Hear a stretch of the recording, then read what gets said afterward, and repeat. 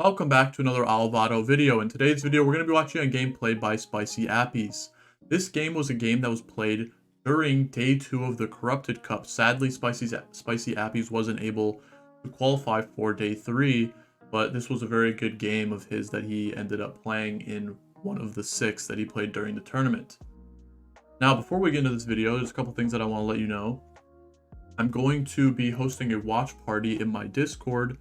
So if you'd rather, watch the games with, some people in call, and we're going to be talking about the games, following a couple storylines instead of just watching the stream, then you are very welcome to do that. Also, I announced a Guess the ELO series. If you have some games that you want to submit, all you have to do is join the Discord, and there are instructions in there on how you can submit a game for me to react to. Okay, now let's get into this video. He started tier and he got dropped a double Ezreal orb, and we can see the first hero or the first augment of the game. Cluttered Mind, Celestial Blessing, Portable Forge. The line of thought here is that he doesn't have a single upgraded unit. He doesn't want to play towards a win streak. Celestial Blessing and Portable Forge are both combat augments, combat power. He would rather just sack his board. Of course, he wants to lose rounds to make it easier to play around Underground. He got dropped another tier and a rod. So he very simply just makes blue buff, slams the rod on Ezreal, and his initial game plan is going to be to try and get, either 2 or 3 or maybe even 4 Underground heist cash out, and then pivot his board into some form of Soraka plus legendaries. That's what he was thinking at this point in time. You can see that he's holding a lot of the pairs here. Of course, he needs to make sure to fully fill out his bench if he wants to get the value of Cluttered Mind. The new Cluttered Mind drops you 4 1-cost units to make it easier to, have your bench full. I think a lot of players are scared to take this one because, you really do need to have a, very well understanding of how you want to organize your bench. If you do not have some form of way to understand where you're going to put your units on your bench, then I suggest that's something that you work towards. It makes things a lot easier if units on your bench are positioned in like specific spots, especially when you have Cluttered Mind.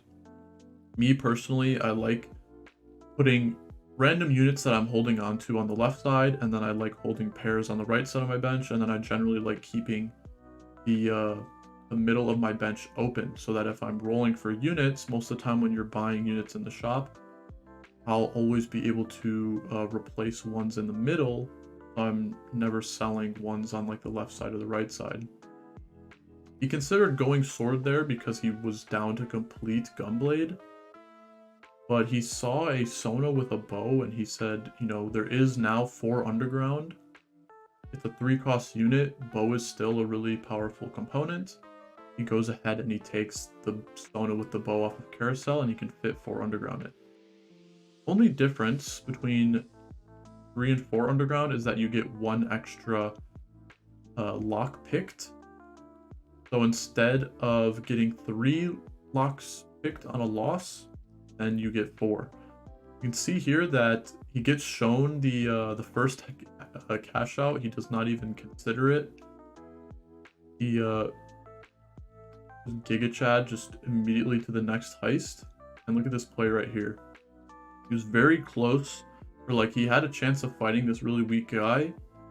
So he takes out his Ezreal too. He could have easily not made the pairs that were in his shop, but instead he really wants to make sure he has those, so he bought those, but then he replaced the Ezreal on his board, and of course he can't make this Wukong because he needs to make sure he has his entire bench full. Masterful 8-5 loss here. He if you're ever above 70 health after 5 lossing, then you did a very good job.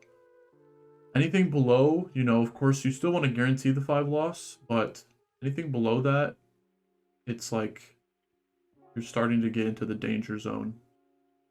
Gets dropped Sword and Cloak, and I think 10 gold. So he goes ahead and makes Gunblade there. He's thinking about what he wants to do. Of course, in the previous video where we talked about Soju, we were following a loose streak.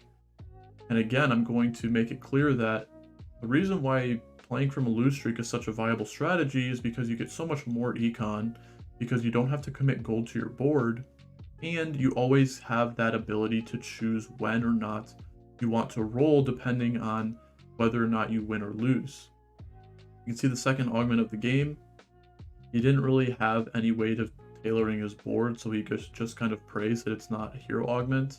He was also okay with getting Rising Spellforce Ezreal. I think it would have made the game very weird, especially since he has Cluttered Mind. But, I mean, I guess he would want to be holding on to a lot of units anyways. And then he would find, would have a really easy path to level 8 after re-rolling for Ezreal. But, of course, it was not a hero augment there, so he goes ahead and just takes Jeweled Lotus. Jeweled Lotus is really strong. Easily one of the strongest augments in the game. If you do not have a crit item built already, either IE or JG. And he's continuing to lose here. He has not won a single round yet, even though he has, his board is like decently strong, so he's still taking like some decent losses. He's not just getting completely blown out, but he is starting to get pretty low HP. So he goes ahead and makes the decision to level up here. He's not losing out on too much gold, and he's able to fit in 4 underground. Now the reason why he did that is because he is exactly 4 away from cashing out, so he either loses this round and gets to the next heist, or he wins this round and then he can consider winning the next round to make it to the next. Or actually, he was 6 away. So he was 6 away, so either way, even number. 4 is like a really good heist if you want to make sure that your heist cash out is based around an even number, whereas previously you could only either get like 3, 2, or 5. Now with the introduction of 4, there's a lot more ways to think about how you can play around underground. He goes for a tier off of Carousel so that he can make Shiv. And he just chooses, he says, Talia is pretty good on my board. It gives me 2 Spellslinger. I'm just going to leave it on my board and just play it to try and kill some extra units. Now, the main reason why I wanted to make this video is that he ends up getting a cash out that is very difficult to play around. It's like a very weird one. But at the end of the day, you have to always figure out exactly how you're going to play around what the game gives you. We go for the third cash out here. He's almost always going to take this one based on his HP. And he gets a double BT, Locket, and Zephyr. Now, at the very least, at least these items aren't like strictly AD. He's like playing around AP, right? So at least he didn't get dropped like Deathblade, Last Whisper plus like something else. But even if he gets dropped like several AD items, then he can commit to playing, around an AP carry and an AD carry. But he kind of just gets some really like run-of-the-mill, just like random items that are kind of difficult to use. So he just kind of throws them on random units. He knows he's going to go ahead and replace those later. But he's pretty dizzy right now. He puts the admin in right here. Combat start, admins gain 50 AP. That one's pretty good. And seeing that he got this Syndra here, he is now very committed to playing around this Soraka line. It's pretty difficult to fit in 4 hearts if you don't have Syndra. But now that he has Syndra, he's always guaranteeing that he's not going to have to play like a trash heart unit. Because if you don't have Syndra, then you always have to play like, either like Lulu or Yumi, and you never really want to have to play those units. Also, he's not only very dizzy, but his board is like, really bad at this point in time of the game, but he needed to guarantee that he had Hearten, so he kind of just threw in like random units to make sure that he didn't mess up with his traits, because there's a really high chance that he's going to get a hero augment as last one, and he was gunning for the exact hero augment upgrade Berserk, the Soraka carry hero augment. He had Hearten, there was 2 4-cost units, so he was very easily able to guarantee that. He didn't have that many traits in. I think he had like admin, heart, and like brawler. So it's really hard to miss if you have that little traits in. I think he rolled 3 times and hit it. And we can now see his game plan coming to fruition. He's able to get a Soraka 2 here. And I also want to bring up the fact that he was sitting on Cloak Belt Chain. And instead of making Sunfire without having any anti-heal, he went ahead and he made Stone Plate. Now the reason why I want to make note of that is because in his spot, I think I easily would have just slammed Sunfire there without thinking. But if you look at all of his items, even though he has like a surplus of items, he really doesn't have any tank items. And the whole point of these heart comps, especially if you're playing around something like Upgrade Berserk, you really need to make sure that your front line survives. Like Sunfire is always a generally good item that you can have, but the thing about these heart comps is that you don't necessarily need the Sunfire to try and get through your opponent's front line, because realistically, you just need to make sure that your front line is outlasting theirs. So he went ahead and he made this Stone Plate so that he had at least one tank item, and I think it easily was a really good decision. He finds an Urgot here. He sold, I think, an Alistar 2 to put this Urgot in. He's also makes sure to have 4 hearts in. Now, he got BT, Locket, and Zephyr, and even though none of those items are, you know, S tier or like fantastic items to get, at the end of the day, that's still 8 components, and a lot of these items have some form of defensive quality or some form of stall. Zephyr stalls, BT, you know, gives a shield, Locket gives a shield, so at the very least, even though these items are kind of like not the best, I've already said that a bunch of times, I don't know why I keep saying that, but they definitely give him like a decent amount of value, and they help him in his like his inevitable game plan of just trying to make his board stay alive as long as possible so he can get to that 15-second mark so he can get Upgrade Berserk online. If you do not know, Soraka's carry hero augment is after 15 seconds. She empowers her cast, and she always shoots out 3 stars. Soraka cast, she sends out 1 star, cast, she sends out 1 star, cast, and then on the 3rd time, she sends out 3 stars. But if you reach the 15-second mark, she always sends out 3 stars. Last items of the game here. Even though he didn't make Sunfire earlier, he wants to, I think this was the best combination, and of course you still want anti-heal. But he was prioritizing tank items first, so he ends up making anti-heal there.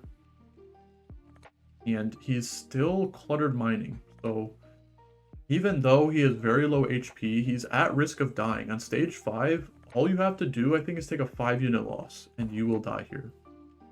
So his board, you know, is pretty strong. He's got a lot of upgraded units, and he's got a lot of items. But, you know, if there's just one high roller, there's a very good chance that he could easily take a 5-unit loss. So it's pretty scary here, especially if he's cluttered mining. But at the end of the day, you're getting 3 extra HP, or if you're getting 3 extra XP for holding all these units on your bench, a lot of the time, the gold that you would get by selling the units anyways is about like 3 or 4 gold of worth of interest. So you might as well just cluttered mine anyway. He was able to make it to level 9. And as far as his current game plan goes, he's basically just looking for Fiddlesticks. Fiddlesticks really strong in these heart comps because Fiddlesticks can be utilized both in the front line and in the back line in these heart comps. He stalls for a very long time in the front line, and if you choose to put put Fiddlesticks in the back line, then he very easily just stacks up a bunch of AP and often just cleans up the rest of the board at the end of the fight. Now he kind of gets bailed out here. He found a heart spat on Carousel.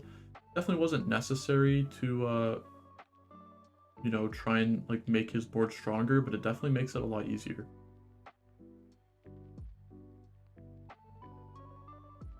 As far as his positioning goes, you can see that he has a lot of his units clumped up, but I want to make it clear that even though he has like most of his units clumped up, and it's generally bad to do that, a lot of the units in his backline are units that like walk up. So if you're just looking at his board and you're thinking, why does he have so many of his units clumped up? After they, start walking, you can see this Lee Sin and this Echo is going to eventually start moving forward. Most of the units that are clumped up are the units on the left side of his board, and so if he is going to be taking some like AoE like casts, like if there's like an Urgot or if there's an Aurelian Soul, if there's like something that's going to punish his clumping, it's not going to be as bad as it might look, if that makes any sense. And you can see he's holding on these Sejuanis here. Sejuani, not only a really good unit to throw in, but since he's playing around Lee Sin, he wants to eventually replace the Zac with a Sejuani too. He's trying to fully cap out his board. Since he hit this Urgot too, there's probably no reason to ever sell this for the rest of the game, especially since it's getting so close. And here, this decision is pretty important. You can see, I think a lot of people would go for a final damage item on this Soraka, but the thing is that if you can just get this Soraka to get to, the end of a fight alive, then, the whole point of Upgrade Berserk is that she doesn't really need the extra damage. She's already going to have a bunch of AP through the heart stacking, and Edge of Night makes it that much easier for her to stay alive in the very few final seconds of a fight. He goes for Edge of Night there instead of JG or QSS. Now he does have Jeweled Lotus, so JG isn't as effective. Here's another crazy play. He doesn't have that much front line, but he finds a Nunu 2, and the reason why he goes ahead and plays this Nunu 2 is because the items. Nunu is going to be able to utilize Sunfire and Bloodthirster a lot better than Zac. Now, of course, Zac is going to get that really high health shield because of how high his health is, but I'm pretty sure Nunu 2 actually has more health than Zac does anyways. And we can see that he finds these Fiddlesticks. And since he's in a final fight situation, I'll go ahead and slow down the last fight of the game here. He repositions his entire board for his final opponent. When you have the ability to understand that you're only going to be fighting against one player, then you really want to make the most usefulness out of positioning, because you're only fighting them. You know that you're only fighting them. He kind of throws his trash units on the front line there because he knows that if his Nunu is able to stall longer, here, I'll show you this last fight again here. So his initial game plan, or his default positioning, was having like Nunu in the front. You can see that he puts his like his least tanky units in the front and then backlines all of his important units. Because this Belveth that his opponent is fielding is going to take aggro on these units first, and he doesn't really care about those units. So he's okay for them to die if it stalls a little bit longer for the rest of his board.